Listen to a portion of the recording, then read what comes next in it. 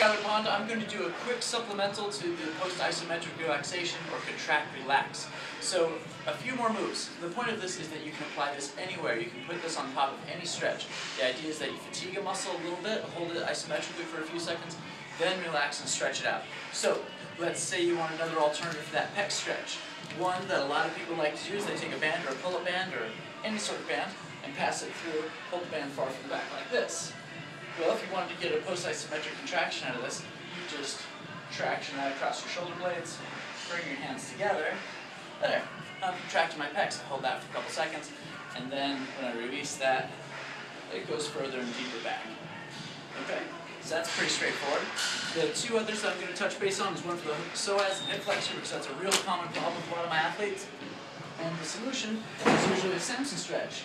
So you take the involved side, you bring it back, and you're just going to stretch out like this, right? Now if I want to make this a little more effective, all I have to do is drive my hip down into the surface, contracting my hip flexor, getting a little bit tired, and then I relax into it and fall a little bit deeper. Back again. Relax. I'll show you one more thing, and then you can just experiment with this yourself and come up with all kinds of interesting ways to do this. The Piriformis Stretch is another very important one.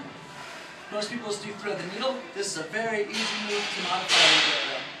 If I release my tension and I push my lateral malleolus into my knee, then I'm engaging my piriformis, and when I relax, I can roll back into it. I usually go 5 series, 5 on, 5 off. So 5 on with contraction, 5 seconds off relaxation. Your anatomy randomness of the day is going to be on the piriformis, since we just talked about it.